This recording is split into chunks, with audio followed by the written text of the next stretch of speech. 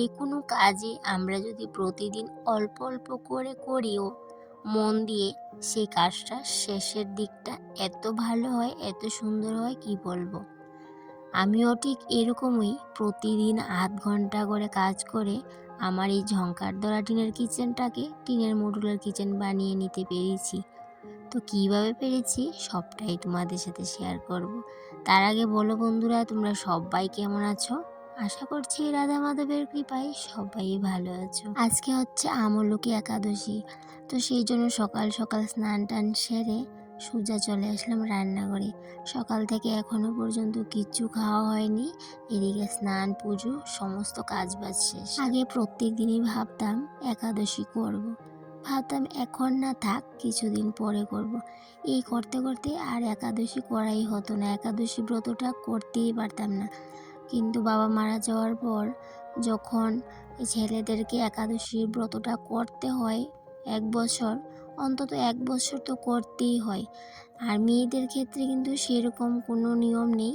তারপরও আমি ভাবলাম আমার ভাইয়েরা যখন করতে পারবে একাদশী ব্রত, ওরা তো কষ্ট হয় ওদের করতে, যেহেতু ওরা বাইরে বেরিয়ে না খেয়ে সারাদিন কষ্ট করে একাদশী ব্রতটা করতে পারে, তাহলে আমি ঘরে থেকে কেন পারবো না? আমারও তো বাবা, যেহেতু ভাইয়েরা বাবার ছেলে, আমিও তো বাবার মেয়ে, তাই জন্য ভাবলাম আমি কেন পারবো না। আর শুনেছি আমরা ছেলে মেয়েরা যদি একাদশী ব্রতটা করি, তবে অবশ্য আমার মাও একাদশী ব্রত করে অনেক আগে থেকেই, তবে আমি শুনেছি ছেলে মেয়েরা একাদশী করলে সেই ফলটা নাকি বাবা পরপারে গিয়ে পাবে। তাই জন্য ভাবলাম বাবার জন্য হয় কষ্ট হলেও আমি একাদশী ব্রতটা পালন করব। তবে ইচ্ছে আছে সব সময় করার, জানি না কতদিন করতে পারবো। এখন অবধি কিন্তু আমি ডিসেম্বর মাস থেকে শুরু করেছি, এখন ডিসেম্বর, জানুয়ারি, ফেব্রুয়ারি, এই যে 3 মাসে 6টা একাদশী পালন করা হয়ে গেছে। আর এদিকে ফেব্রুয়ারি মাস তো শেষ, মার্চ মাসেও কিন্তু 2টো, যেহেতু 12 মাসে 24টা একাদশী, এখন অবধি আমি 6টা করে নিয়েছি। জানি না কোনো অসুবিধা হলে করতে পারবো কি না, তবে চেষ্টা করব সবগুলো একাদশী পালন করতে। একাদশী ব্রত পালন করা খুবই ভালো জানো বন্ধুরা। প্রত্যেক দিনের মতো আজকেও কিন্তু রান্নাঘরের সমস্ত কাজ আমি সকালবেলায় করে নিয়েছিলাম।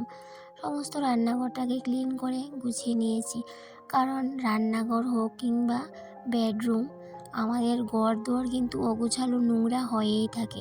সেগুলোকে আমাদের প্রত্যেক দিনই নিয়ম করে রুটিন করে সেগুলোকে করতে হয়, সেই কাজগুলোকে আবার জায়গা মতো গুছিয়ে রাখতে হয়। তো সেটা কিন্তু আমার ক্ষেত্রেও প্রত্যেক দিনই আমাকে গুছিয়ে কাজ করতে হয়, প্রত্যেক দিনই আমাকে ক্লিনিং করতে হয়। খুব বেশি পরিশ্রম না হলেও একটু ক্লান্ত তো হয়েই যায়, তবে একটু পরিশ্রমের বিনিময়ে যখন ঘরের সুন্দরতাটা দেখি, তখন আর পরিশ্রমটা পরিশ্রমই মনে হয় না। চেষ্টা করি প্রত্যেক দিনই আধ ঘন্টা করে কাজ করে ঝংকার ধরা টিনের কিচেনটাকে আড়াল করে রাখার। আর সেটা শুধুমাত্র সম্ভব হয়েছে নিয়ম মাফিক ডে বাই ডে রুটিনে কাজ করি বলেই। আমাদের হয়তো অনেকেরই ধারণা যে ঘরদোর টিনের হলে, মাটির হলে সেই ঘরদোরকে গুছিয়ে রাখলে সুন্দরতাটা তেমনভাবে ফুটে ওঠে না, কিন্তু আসলে সেই ধারণাটা আমাদের একদমই ভুল। টিনের ঘর হোক কিংবা মাটির ঘর, সেই ঘরদোরকে যদি আমরা নিজে বুদ্ধি খাটিয়ে সুন্দর করে, কম দামি জিনিস হোক কিংবা কম জিনিস, সেগুলো দিয়ে যদি বুদ্ধি খাটিয়ে গুছিয়ে রাখি, তাহলে কিন্তু অনেক সুন্দরতা বাড়ে। শুধুমাত্র যে সুন্দরতা বাড়ে সেটা না, অনেক সুন্দরতা বাড়ে, তবে সেক্ষেত্রে একটু বুদ্ধি খাটাতে হবে।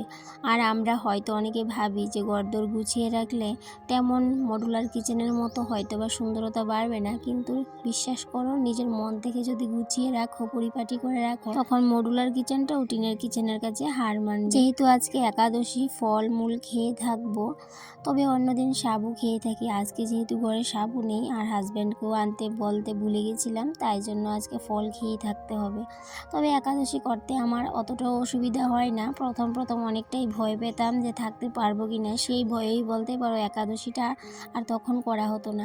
কিন্তু যখন বাবা মারা যাওয়ার পর 3 দিন আমি না খেয়ে থাকতে পেরেছি, তখন ঠিক মনের মধ্যে সাহসটা পেয়ে গেছি যে যদি 3 দিন আমি না খেয়ে ফল খেয়ে থাকতে পারি তাহলে একদিন কেন পারবো না। তখন থেকেই বলতে পারো মনে অনেক সাহস পেয়ে গেছি।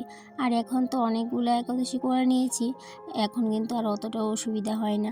আর এদিকে আমি একাদশী করলেও হাজব্যান্ড আর ছেলেকে তো খেতে হবে, তাই জন্য ওদের জন্য রান্না করছি। আর যেদিন আমি একাদশী করি চেষ্টা করি ঘরে যাতে মাছ মাংস কোনো কিছুই না থাকে, কারণ আমি মাছ মাংস যেহেতু ধরতে আমার ইচ্ছে করে না, ধরলে হয়তো বা কিচ্ছু হবে না, কিন্তু ধরতে যেহেতু ইচ্ছে করে না তাই জন্য চেষ্টা করি ঘরে মাছ মাংসটা যাতে না থাকে। তোমাদের সাথে আরেকটা জিনিস আমি শেয়ার করব। তো গত জানুয়ারি মাসে যখন আমি একাদশী করছিলাম, তো ছেলে যেহেতু আমার একাদশী করাটা দেখেছে 1-2 বার, তখন ও একদিন বলছিল, মা আমিও তোমার সাথে একাদশী করব। তো আমি ভাবলাম ঠিক আছে, এখন থেকে যদি ওকে অভ্যাস করাই ও ঠিক ও নিশ্চিত করতে পারবে। তো ও তো আমার সাথে সকাল থেকে কিচ্ছু না খেয়ে রইলো। তো ও আবার ফল খেতে চায় না, ওকে আমি একদম ফল খাওয়াতে পারি না।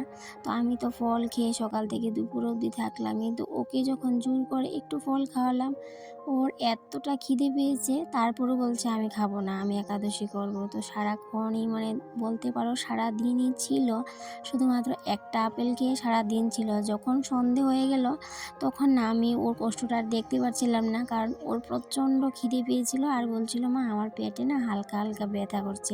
তখন বললাম তুমি একটু ভাত খেয়ে নাও।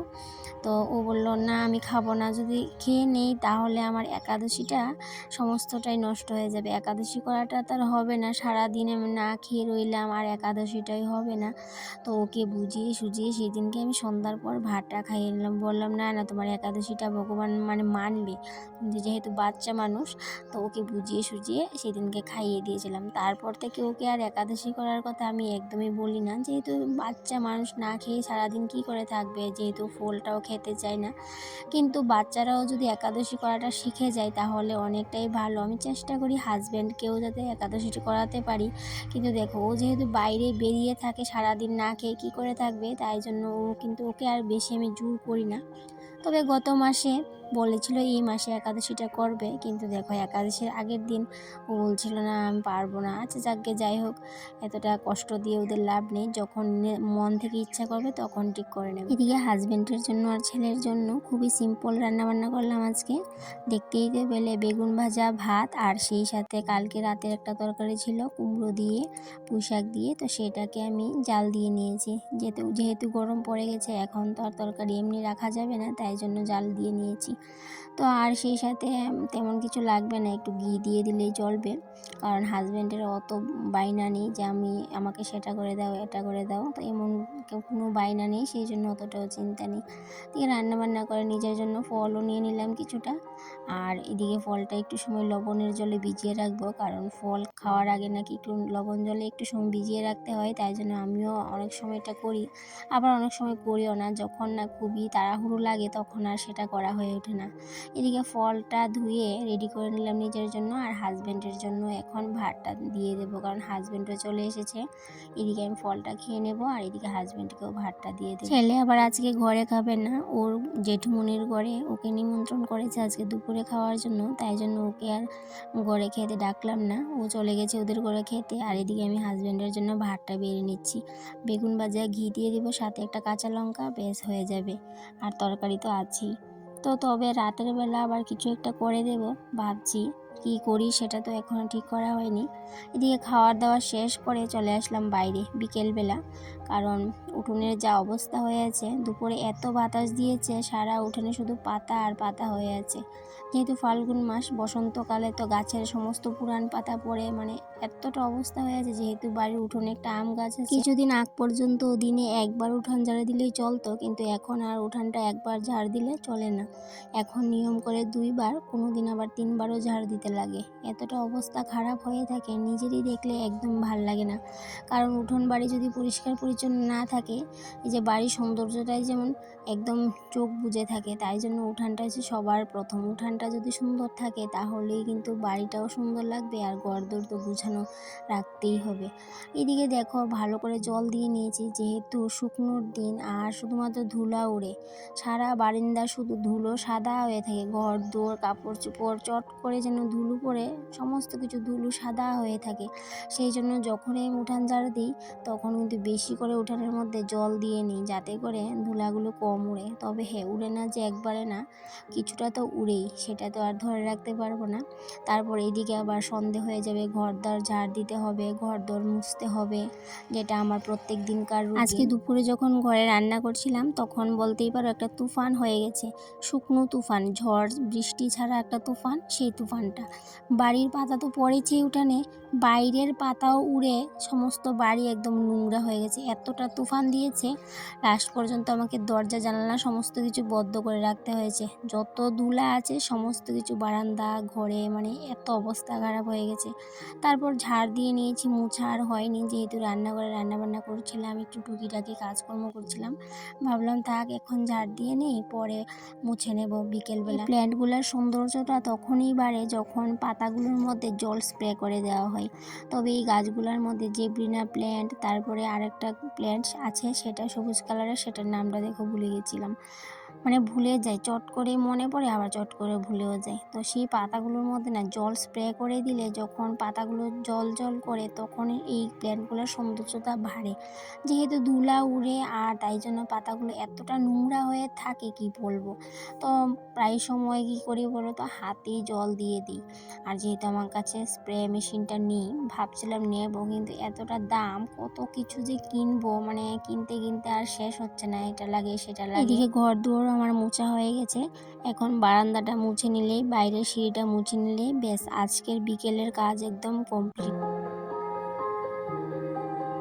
যখন থেকে বসন্তকালটা ঢুকেছে তখন থেকে আমার প্রত্যেকটা কাজই ডাবল ডাবল করে করতে হচ্ছে। সকালের যা কিছু কাজ আছে বাসি কাজকর্মের পাশাপাশি করি, সেই কাজগুলোকে আমার প্রত্যেক দিন দুবার করে করতে হচ্ছে। এই যেমন উঠান ঝাড় দেওয়া দুবার করতে হচ্ছে, ঘর দুয়ার মোছা সেটাও দুবার করতে হচ্ছে, যে সমস্ত কাজই বলতে পারো দুবার দুবার করে করতে হচ্ছে। যেহেতু বসন্তকাল, বুঝতেই পারছো, ধুলো বালি উড়ে মানে অবস্থাটা খুবই খারাপ হয়ে থাকে, তাই জন্যই বলতে পারো আমাকে ডাবল করে কাজকর্ম করতে হয়। তোমাদের সবাইকে সবসময় কিন্তু ধন্যবাদটা দেওয়া হয় না, যেমন আমার ব্লগের মাধ্যমে তোমরা আমাকে এত সুন্দর সুন্দর কমেন্ট করো, মনে হয় তখন যে তোমরা সবাই আমার পাশে আছো। টুম্পা দিদিভাই, সোনালি বুনু, সুপ্রিয়া দিদিভাই, সঙ্গীতা বুনু, আরও অনেকেই আছো, সবাইকে আলাদা আলাদা করে আর ধন্যবাদটা দেওয়া হয় না। বিশ্বাস করো তোমরা সবাই পাশে আছো বলেই কিন্তু ভীষণ রকমভাবে সাহসটা পাচ্ছি নিজের কাজগুলোকে তোমাদের সামনে প্রেজেন্ট করার। এভাবেই সবাই পাশে থেকো, যাতে করে আমার মনের সাহসটা হারিয়ে না যায়। তাহলে বন্ধুরা আজকে এই পর্যন্তই রইলো, আবারও দেখা হবে তোমাদের সাথে পরবর্তী কোনো একটা ব্লগে। ততক্ষণে তোমরা ভালো থেকো, সুস্থ থেকো, আর এইভাবেই আমার পাশে থেকো। টাটা।